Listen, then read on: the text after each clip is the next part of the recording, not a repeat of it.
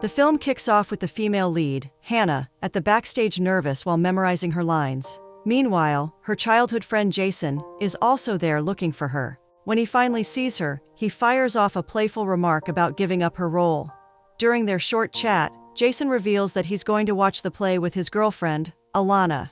Hannah doesn't seem thrilled to hear this, and later in the movie, we will get to know why. Outside the theater, Hannah's father, Jacob, had just arrived since he had to have surgery earlier that day. Together with his wife, they head inside but almost get hustled by a guy called Truman. They swiftly ignore his scam offer and head inside, revealing that they are Hannah's parents. At the audience seat, Jason reunites with Alana. She points out that he took a while backstage, hinting at her displeasure. She even pretends to care about Hannah by asking how she's doing, but it's obvious she doesn't give a damn. The theater director delivers a short speech, introducing the play about to be shown. All the while, Hannah takes her place behind the curtain, nervous as ever. The applause and drawing back of curtains marks the start of the play, and Hannah takes the stage with a confident smile. The lead actor steps out and delivers his lines. Everything seems to be going well, until a point where Hannah starts forgetting her lines. Things take a turn for the worse as Hannah suddenly runs out of breath and collapses on stage. People stand up in shock, and Hannah's parents rush to her aid. Her father, who is a doctor, screams at the lead actor to get Hannah's bag because her inhaler is in there.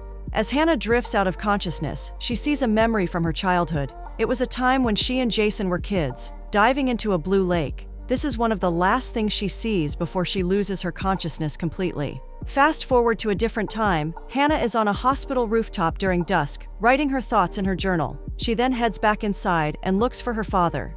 She finds Jacob talking with another doctor, so out of curiosity, she asks what they are talking about. Jacob explains that according to the other doctor, Hannah's condition is stable for now, and she is allowed to go home. Hannah suspects that his father doesn't think the same, but Jacob clarifies that he has no objections. Days later, Hannah returns back to school and Jason spots her, putting a smile on his face. When she arrives at the theater, she sees a different student auditioning for the role she once held in the play. This is not surprising, given the incident during the prior play. At one point, we see Hannah with her parents at Dr. Stewart's office. Hannah thinks there's something her parents are not telling her. But before they can discuss this further, Dr. Stewart arrives to deliver his diagnosis. While delivering the diagnosis, the doctor mentions that Hannah was born prematurely. This comes as a surprise to her, since her parents never mentioned this before. However, this is only the start of it. She also finds out that her father emailed the doctor the contents of her personal journal. The grim contents of said journal caused her parents and the doctor to be extremely worried about her. Now, this might seem like such an upsetting scene, but it's not over. Hannah also finds out that she's a survivor of a failed abortion. Hence, her parents aren't really her biological parents. While Hannah is still digesting all of this new information, Dr. Stewart gives his prescription, even advising her to seek mental health counseling. Of course, this is all too much for Hannah to handle at the moment. She storms off, feeling betrayed. While sulking at a lake, the place where she used to frequent as a child, she calls Jason. However, since he is at a party, he is unable to communicate clearly with Hannah. Instead, he promises to call her back. Thus, aside from feeling betrayed, Hannah is now feeling disappointed as well. Later, Hannah's parents argue about the way they revealed the truth to Hannah. The person in question walks in on them, so Jacob asks his daughter to sit down so they can talk. She's not interested in having a conversation, pointing out that her parents had 19 years to reveal the truth, but they didn't. Instead, she demands to see her birth certificate, expressing her need to know who she is and who her birth mother is. While her father insists that he can't give her what she wants, Hannah's mother doesn't hesitate and just hands her the birth certificate. This leaves Jacob speechless. Later that night, Hannah is hanging out at the lakeside again. Jason's arrival shocks her, so she asks him how he knew she was there. Of course, her childhood friend already has her memorized, so this is not surprising at all. Like a good friend, Jason sits down with Hannah and asks about what's bothering her. At first, Hannah is hesitant to share her troubles, but this doesn't last for long. She eventually tells Jason everything that has transpired recently in her life. She expresses how her whole life was a lie. Hannah becomes vulnerable in front of Jason, crying as she goes into detail about how stuck she feels and how desperate she is for answers. She mentions how the hospital she was born in is 12 hours away from them, and she's not really sure how she'll get there. Jason doesn't really know how to respond to everything he just heard. All he can do is listen and offer reassurance that everything will eventually get better. Their serene moment is rudely interrupted by a call from Alana. He answers the call, but only to tell his girlfriend that he'll call her back soon. Looks like we have the boyfriend of the year here. After the call, Jason mentions he and his friends are going on a road trip, but they have no idea where to go yet. Then, he offers to drive Hannah home. At first she refuses, but unable to resist her best friend's charm, she eventually agrees.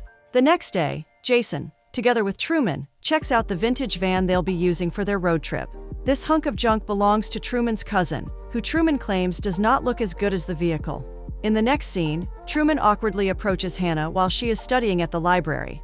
He beats around the bush, asking if Hannah has a wild side. When Jason arrives, he clarifies what Truman is trying to say. Their group has finally decided on a destination, which is New Orleans, and Jason wants Hannah to come with them. He tells Hannah that they can stop by Alabama along the way, which is the place where she was born. He's offering an opportunity for her to find closure involving her past.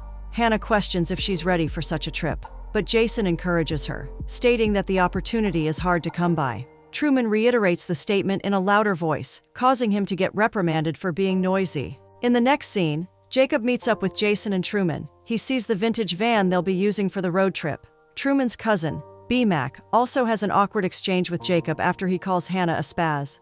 Ignoring the awkward exchange, Jacob turns his attention to Jason, asking why he invited Hannah to the road trip. Not wanting to reveal the real reason, Jason says he just wants Hannah to have fun. Jacob insists that Jason is making things difficult for him. Jason argues that he doesn't want to get in the middle of any family drama, but Jacob thinks it's too late. Jason is already in the middle of it. All Jacob is asking the boy right now is for him to choose his side. Not wanting to argue further, Jason agrees, but it's obvious that he's only doing this to get the old man off his case. Before leaving, Jacob makes one last comment about how horrendous their vehicle is, a comment that B-Mac takes offense with. One morning, Hannah's mom, Grace, wakes up to see Jacob preparing for work. He mentions that he had a good conversation with Hannah. He's confident that she won't go on the trip anymore. However, when Grace asks if he explicitly told her not to go, he reveals that all he told Hannah was for her to make the right choice. When Jacob goes to prepare coffee, he sees a note left by Hannah. Turns out she decided to head to join the road trip after all. Looks like Jacob's vague statement about doing the right thing didn't do the trick. Shocker. The next sequence of scenes shows the group on the road, heading to New Orleans. The atmosphere is lively, and most people seem to be in high spirits. Except Alana, whose expression shows that she's not so happy that Hannah is with them. The group's conversation is not really plot relevant here since they're just arguing about whether burgers are healthy or not. Fast forward to evening and the gang decides to stop by a beach for a short rest. For a few seconds, we see Hannah glancing at Jason and Alana. A hint of jealousy is seen in her expression.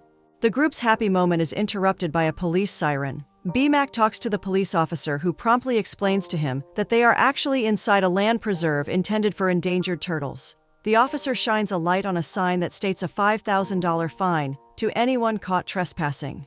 Of course, the group's morale is ruined as they realize how much trouble they are in. Just when all hope seems lost, Hannah rushes to the police officer and tells him why she's on the trip. At first, the officer has no interest in listening to her sob story, but she continues talking about her birth mother and why it's important for her to find her. In real life, this type of pleading is unlikely to convince a police officer.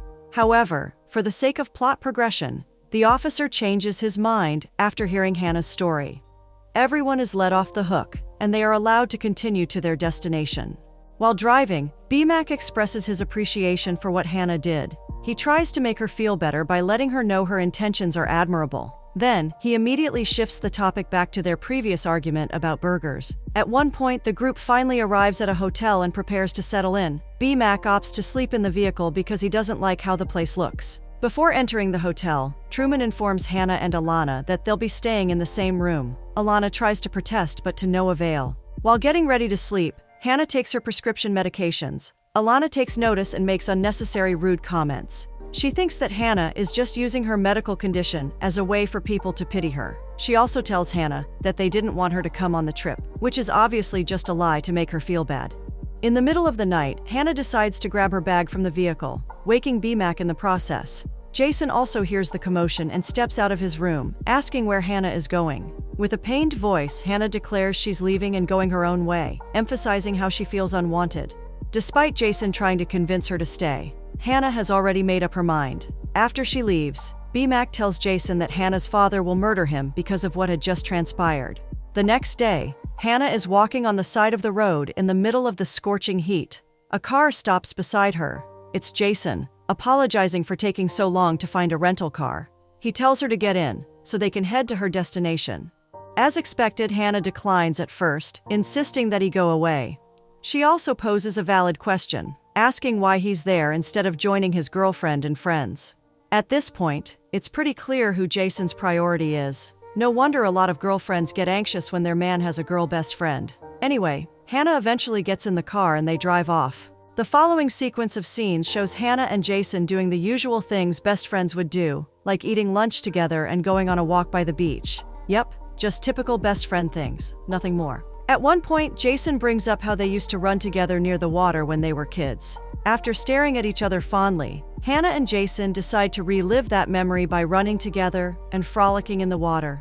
Again, are we sure they're just best friends?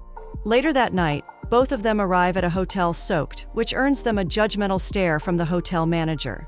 They ask for the cheapest rooms available. However, currently, there is only one room available, so they settle for that. Upon arriving at their room, they're shocked to see only one bed available. The mood turns awkward quickly. Hannah eventually ends up occupying the bed, while Jason tries to sleep on the floor.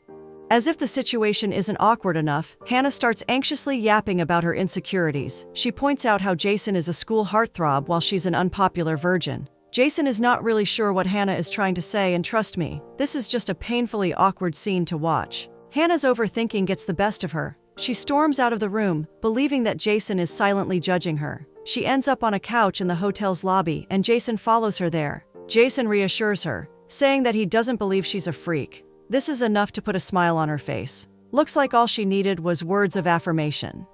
The two end up sleeping on the couch in the lobby, even when they have a perfectly private room they can sleep in. When morning comes, the hotel manager wakes them up, asking if there is a problem with their room. He points out that he's not going to give refunds, even if they never slept where they were supposed to. After the awkward stay at the hotel, they head to the hospital where Hannah was born. Unfortunately, the place is now abandoned. Instead of heading somewhere else like normal, Hannah decides that breaking and entering is the reasonable next step to take. She believes they can still find old documents inside that can give them more leads. In a short scene, we see Hannah's parents having a short conversation. Turns out Grace tried to call Hannah a couple of times but never really answered. She also suggests they should tell Hannah everything, which implies there are still more secrets to uncover. Jacob is against this idea, believing Hannah will not be able to handle the truth. Grace retorts that they should be more trusting of their daughter. Immediately after Grace says this, we find out that Jason and Hannah have just been arrested and are having their mugshots taken. Hannah comes face to face with the police captain, who asks why she and Jason broke into a hospital. Meanwhile, Jason calls Alana asking for her help, but she doesn't care, pointing out how Jason is reaping the consequence of his choice. When Jason rejoins Hannah in front of the police chief, she's explaining her situation as best as she can. She even shows him her birth certificate. In a surprising twist, the officer laughs. He recognizes the signature of the person who signed Hannah's birth certificate. He talks about how in the past, he had some dealings with the clinic involving bomb threats. The officer remembers one particular nurse who was very kind to him, and this nurse was the one who signed Hannah's birth certificate. Hannah questions why a nurse would sign her birth certificate. The officer doesn't know, but he searches the nurse's name, Mary Rutledge, on their database, and locates her address. Although the address hasn't been verified in a long time, he still gives Hannah a copy of it and wishes her luck in her search. Flabbergasted, Hannah asks if she's free to go. Looks like this is the second time her sad backstory got her out of trouble with the police. Before leaving, the chief asks Hannah what she will say to her birth mother when she finds her. She doesn't really know the answer to this yet. The chief gives a short inspirational speech about how humans are flawed and how people should hate the crime and not the criminal. An odd phrasing coming from a police officer, but what he's really trying to imply is that Hannah should keep her mind open. When the duo arrives at the nurse's address, Jason asks if he should come along, but Hannah insists on facing the truth on her own. Hannah knocks on the door, and a middle-aged Mary comes out. The younger woman wastes no time, showing Mary the birth certificate and asking the nurse why she signed it. One look at the paper, and Mary immediately knows that the time has come for her to explain everything. Mary starts talking about how Hannah resembles her mother. According to her, the girls who came to the abortion clinic knew what they wanted.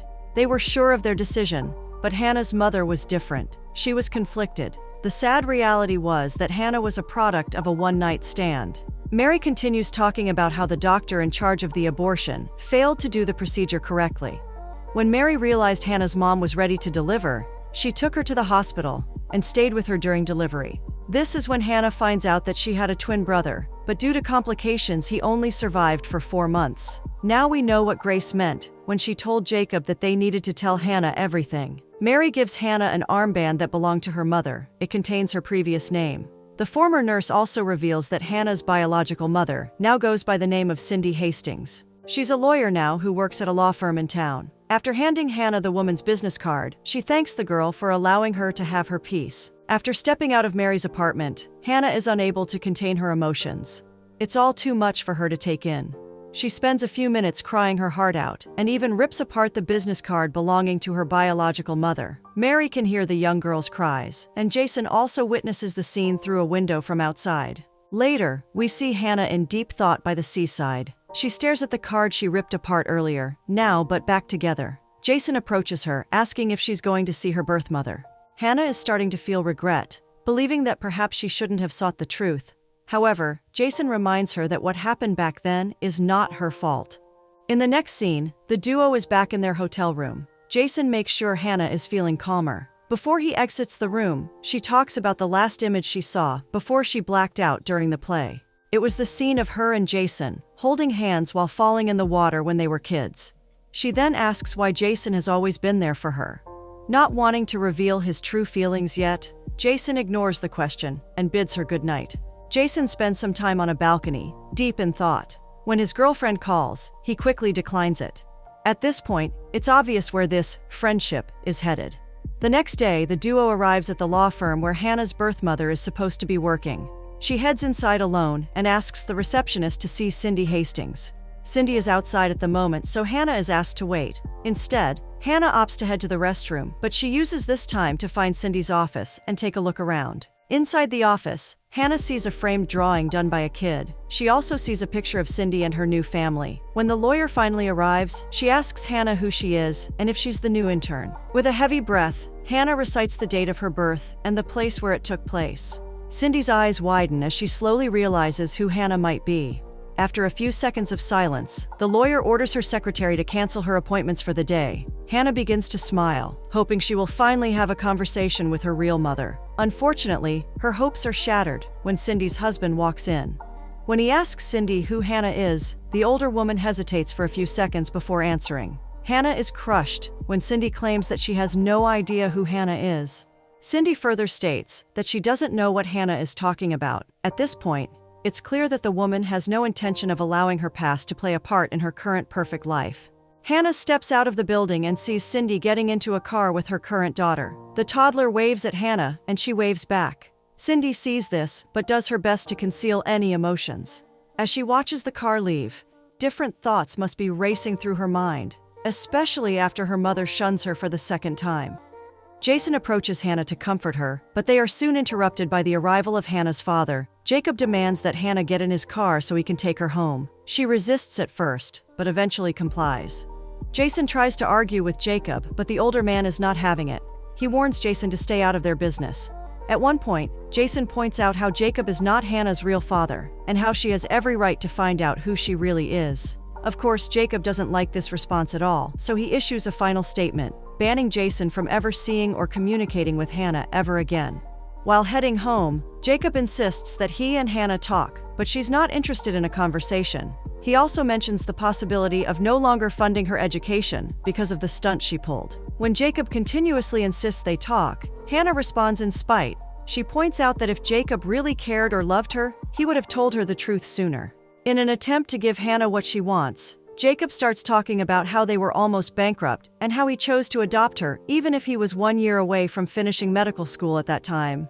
As expected, all this accomplishes is making Hannah feel worse because Jacob's statement implies she is a burden. The next thing Hannah says moves Jacob to tears. She reveals finding out about her brother and also mentions meeting her birth mother. She asks the shocked Jacob what the name of her late brother was.